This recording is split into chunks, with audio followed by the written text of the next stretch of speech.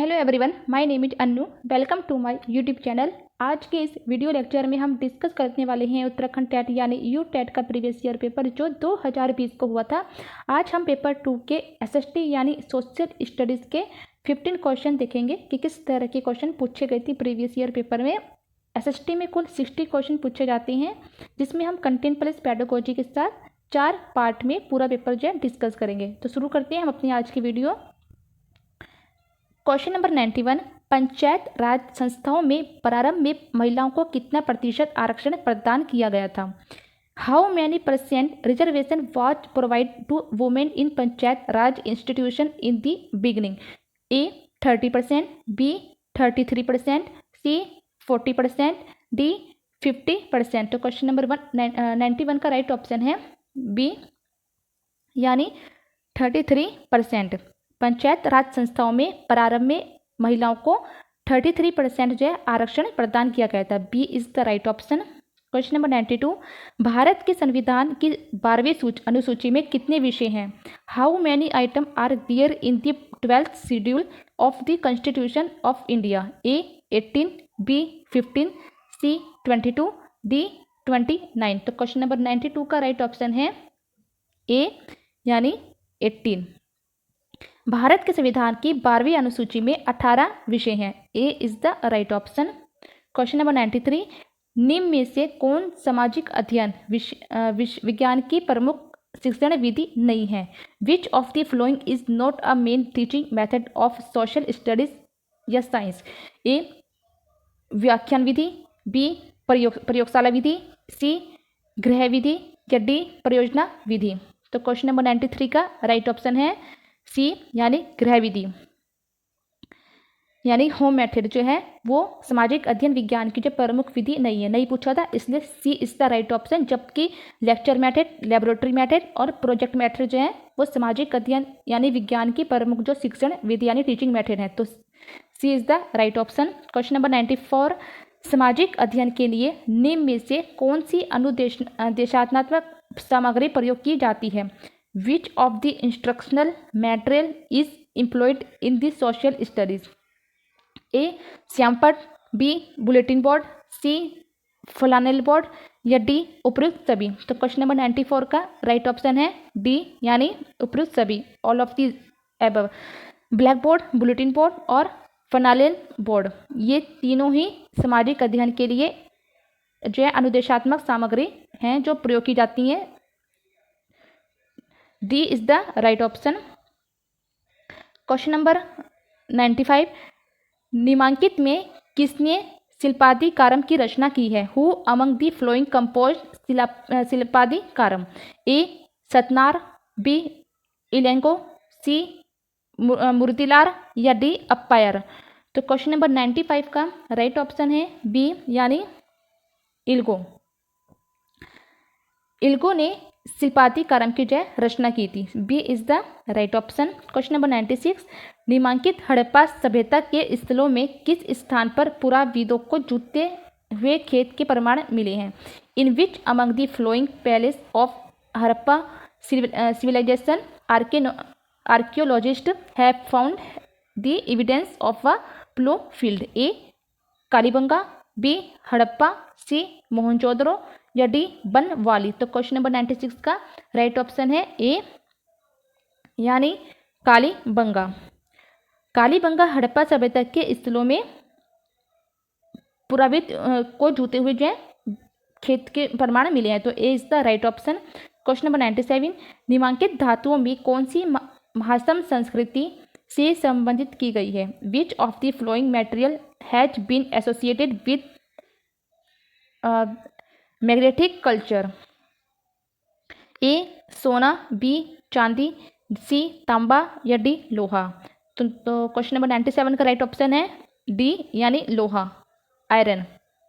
Iron जो धातु है वो महासम संस्कृति से जो है संबंधित की गई है। D is the right option. Question number 98, निम्नलिखित में कौन सी भाषा अभिलेखों में प्रयुक्त प्राचीनतम भाषा मानी जाती है? Which one of the flowing language is considered to be the earliest language used in inscription? A Sanskrit, B Pali, C Prakrit या डी अपभ्रंश? तो क्वेश्चन नंबर 98 का राइट ऑप्शन है सी यानी प्राकृत। सी इज द राइट ऑप्शन। कि नामांकित में जो प्राकृत जो भाषा है वो अभिलेखों में प्रयुक्त प्राचीनतम भाषा मानी जाती है। C is the right option. Question number 99 निम्नलिखित में किसने भारत में सर्वप्रथम सोने के सिक्के जारी किए थे? Who of the following were the first to issue gold coin in India? A नंदो, बी सकोने, या सी गुप्तों ने, या डी कुषाणों ने? तो क्वेश्चन नंबर 99 का राइट ऑप्शन है डी यानी कुषाणों ने। D is the right option. कुषाणों ने भारत में सर्वप्रथम सोने के जो है सिक्के जारी किए थे। क्वेश्चन नंबर 100 निम्नलिखित में वह कौन शासक था जिसने द्वितीय सदी ईस्वी में सुदर्शन झील का पुनर्निर्माण कराया था? Who of the following was the ruler that rebuilt Sudarshana lake in 2nd century AD? A Nahapana, B Rudradaman, C Kanishka, या डी हुविष्क? तो क्वेश्चन नंबर 100 का राइट ऑप्शन है बी यानी रुद्रदमन। रुद्रदमन वह शासक था जिसने द्वितीय सदी ईस्वी में सुदर्शन झील का जो है पुनर्निर्माण करवाया था। B is the right option. Question number 101 निम्नलिखित में किस जातक कथा में बुद्ध को उनके पूर्व जन्म में चंडाल के रूप में पहचाना गया है? In which of the following Jataka tales Buddha in it previous birth is identified as a chandal? A Matang जातक, बी कुकुट जातक, सी रोमक जातक, या डी मुनिक जातक? तो क्वेश्चन नंबर 101 का राइट ऑप्शन है ए यानी मातंग जातक। मातंग जातक वे जातक कथा हैं जिसमें बुद्ध को उनके पूर्व जन्म में जो है चंडाल के रूप में पहचाना गया था। A is the right option. Question number 102 निम्नलिखित में किन नदियों के मध्य रायचूर दोआब स्थित है? Between which of the following rivers the Raichur Doab is situated? A Krishna Kaveri, B Krishna Godavari, C Krishna Tungabhadra, या डी कृष्णा नर्मदा? तो क्वेश्चन नंबर 102 का राइट ऑप्शन है सी यानी कृष्णा तुंगभद्रा। इन नदियों के बीच जो है रायचूर दोआब जो है वो स्थित है। C is the right option. Question number 103 निम्नलिखित में कौन मुगल काल में वह भूमि का प्रकार था जिसे 3-4 वर्षों तक बिना खेती के छोड़ दिया जाता था? Which of the following was the type of land that has lain fallow for 3-4 years during the Mughals?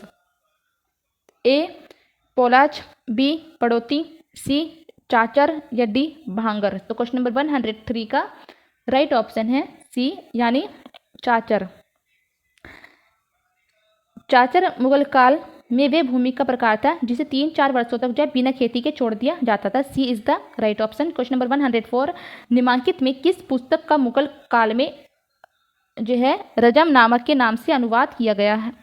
A Ramayan, B योग वशिष्ठ, सी महाभारत, या डी पंचतंत्र?